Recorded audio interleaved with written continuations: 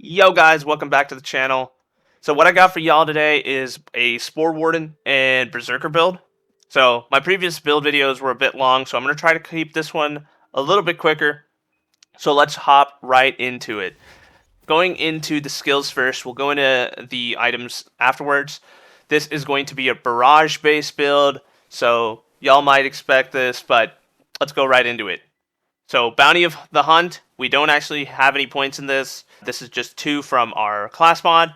Main thing, Eagle Eye, this is especially for the gun damage. So we get a plus 20% gun damage. That's going to be useful.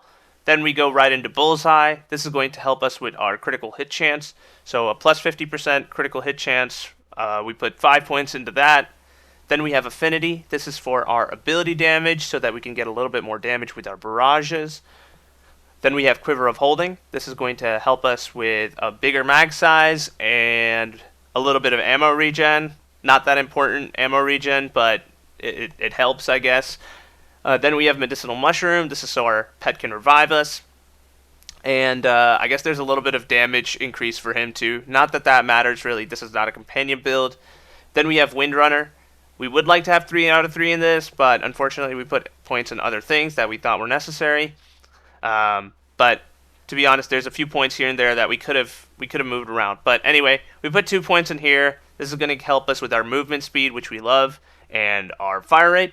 So fire rate, we'll be able to spew out more bullets. Then we have Headhunter.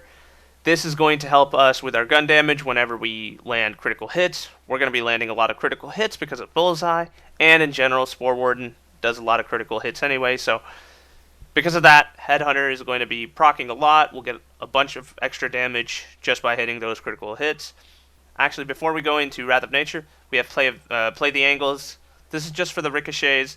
It actually does a significant amount of damage, so we are able to kill some enemies, or at least do a chunk of their health by just shooting enemies around them. And then, most importantly, Wrath of Nature. This is our key skill here. This is where the chunk of our damage comes in. We put 3 out of 3 points in this, and we're getting 3 from our class mod. Now, moving on to Berserker, we put in 5 points into Ancestral Frost. This is going to be a Frost build, so this is really important. We have extra 20% Frost damage. Then we have Icebreaker. This is also going to be extremely important, because as y'all know, Berserker is really good with Frost/Ice, or whatever you call it. And so we're going to do a lot more damage to frozen enemies. This is more helpful for mobs because I really don't think that... well, this says it increases damage dealt for slowed enemies as well, so it could be good for bosses, but I know for mobs that it does help a little bit. Then we have the Old Ways. This is going to make us deal extra bonus damage for and increased damage reduction the closer we are to enemies. The damage reduction we really don't care about, to be honest. We just want extra damage. Since we are using a Cursed Wit in this build, we're going to try to be a little bit closer anyway, so having more damage on top of that just by being close is something that's going to help out anyway. Then next we have Instinct. This is going to help us with a little bit of reload speed. We don't have a lot of reload speed otherwise, so just having this, and then because we're enraged all the time, we'll show you guys why. This is actually going to be a 16% increase. And then last but not least, Cold Snap. This is just going to also help us with movement speed. And on top of that, it'll also help us with Frost Efficiency, which is going to go hand in hand with Icebreaker, because now we'll be slowing down enemies a lot more, and we'll be freezing them. So, moving on to inventory. So, a few different items here. I do have a Liquid Cooling, and it's post-nerf, but that's okay, because we honestly do not use it. So, for starters, we're using the Goblin Pickaxe. This item doesn't really matter. It helps out a little bit, because if we pick up gold, then we get increased movement speed. Spell cooldown rate, action skill cooldown rate doesn't matter, but regardless, spell cooldown rate does help a little bit. So we have our Goblin Pickaxe here, and the enchant we on it is action skill is active, increase frost damage by 50%. Moving on to, actually I'll show the guns a little bit later. Let's move on to the rings first. So for the rings, we're going to primarily be focusing on gun damage. We have spell critical hit, or not spell critical hit. We have SMG critical hit damage here. That's going to be very important because our main weapon is the purple SMG. So just having extra critical hit damage is going to be helpful. And then while ward is not full, effects are increased. That's also going to be very helpful. We're going to try to not have our ward full at all times because we are using the Cursed Wit. So whenever we are just not full, like there's even a little bit has been gone, then we'll get the effect and this will double, so we'll get more gun damage. And then for the other ring, we're using the championship ring. This is kind of standard. Bosses are the harder things to kill, and so just dealing damage to a boss increases the effects by 100% for a moderate amount of time. This is going to be very helpful. We'll get increased damage a lot. The spell duration does not matter. The spell critical hit damage does not really matter either. What we're really caring about is the gun damage and then the ability to actually double it because of the effect. Now, moving on to our Cursed Wit. We are actually I'll give you guys 2 Cursed Wits in this build. One is mainly for mobbing, and then the other one will be awesome for bossing. So this one here is for mobbing. So the reason why is, we'll go into it. So the main reason is because of the enchant, right? So in this, it's enchanted for Spore Warden, so whenever you reload, you gain a charge of Barrage. That does not matter if you empty out the mag or anything. So let's say we use all 3 charges of our Barrage, right? We shoot a few bullets, reload, we have our charge back. Shoot, reload, we have our charge back. Boom. So we have all 3 charges back really quick. That's what this does. It's extremely useful for mobbing because we're constantly going to want to proc Wrath of Nature, and to do that we have to use our Barrage. We could proc it from Play the Angles, but it's not going to be the enemy that we're shooting at, and if we're doing bosses, then we're going to be shooting at bosses, and to get Wrath of Nature, you want to use a Barrage on them. So you want to have a lot of barrages. Now, I say that, but we're also giving a separate Cursed Wit. Now, there's actually 2 in this build. There's one with on spellcast, increase frost damage by 30%, and then we also have one that is while action skill is active, increase elemental damage by 35%.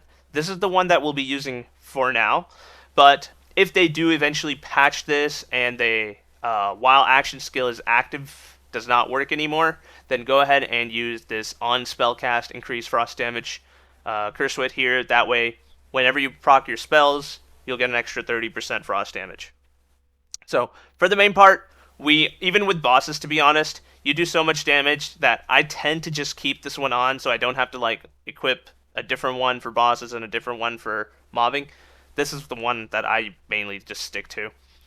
Now, moving on to our class mod. This has to be like probably one of my favorite class mods, the Smart Armor. The effect of this is our critical hit chance is reduced by 50, but our critical hit damage is increased by 50. So because we're already having a plus 50% chance due to our skill tree, it honestly doesn't matter that our critical hit chance is reduced, but the extra critical hit damage is huge, and we love that. And this is what's giving us our plus 3 in Wrath of Nature, and then our plus 2 in whatever that other skill is, Bounty of the Hunt. It doesn't really matter because of this, when we reload, we gain our charge, so we really don't even have to worry about action skill cooldown. And then, on top of that, this one comes with fire rate, gun damage, and movement speed. Moving on, we have our Amulet here. So for our Amulet, we have gun damage and then Spore Warden power. You could also have BrrZerker power. Honestly, I have not tested which one's better, but I would assume BrrZerker power is not bad. Now, the Spore Warden power is going to help in terms of giving you extra Play of the Angles damage. So surrounding enemies are going to get more damage dealt to them, and then your barrages are also going to do extra damage. But if you don't care about your barrage damage, I tend to like barrage damage. But if you mainly care about just doing overall damage to like single target, then you should actually try to get one with BrrZerker power and gun damage, or even frost damage, to be honest, because this is going to give you extra enraged frost damage. And by the way, one other thing I forgot to mention, the barrages itself, because we can get so many charges really quick, that helps with keeping up our enraged. And I'm not showing it properly, but basically, enraged happens when on action skills start. So whenever you do that, you get bonus frost damage, And basically, because we can proc our barrages so quickly because of our reload enchant, we literally will have this up at all times. Moving on. So that's our amulet. You can go ahead and put frost damage or gun damage, and then Spore Warden power or Berserker power. Either works, so it's not very picky. I went with this one because that's honestly the one I had. And then this one on top of that also has all damage dealt as an extra passive. Now, the actual legendary effect doesn't really matter for this one. We really don't care about dealing melee damage, so that's honestly just a waste. But that's okay because we're doing a bunch of damage. We really don't care about optimizing that. And then last, we have a triggering Buffmeister. This one actually has 2 spell charges, so that's extremely helpful because with the 2 charges, that's the one thing that we're actually trying to get a little bit quicker. We don't have to worry about action skill, but we do have to worry about our spell charges. And because our spell does take time to come back up, having an extra charge helps a ton. And real quick, before I move on, here's my hero stats. I maxed out crit damage and maxed out spell cooldown. We don't have a lot of cooldown anyway for spells, so this helps a little bit. And then in terms of the rest of the points, you can kind of spread them out. I kind of put a little bit in the skill cooldown, which was kind of a waste, but this was more so because I was using the other Cursed Wit, but I've rather changed it now to the Barrage one. And then you can also put it in crit chance if you want to proc your smart armor damage a little bit extra. So, moving on to guns last. We have a couple of guns. We put this Gyre right here. I've started using this gun a lot more, and it's honestly one of my favorite guns to use. It's just super fun to use. I don't use it so much for mobbing, but it is a monster for bossing, so I go ahead and keep that on for bossing purposes. Our main weapon here is the Nightshade. This one has the enchant, and this is the enchant you're honestly looking for. So unfortunately, I don't have the enchant on this one, but this is the Spore Warden enchant that for 10 seconds after activating your barrage, your gun and ability damage have a 25% chance to cause an explosion, dealing 30% of the damage dealt as poison damage. This is actually very, very big. So this is probably the best enchant for Spore Warden altogether, in my opinion. So this is what I'm trying to get for all my gear.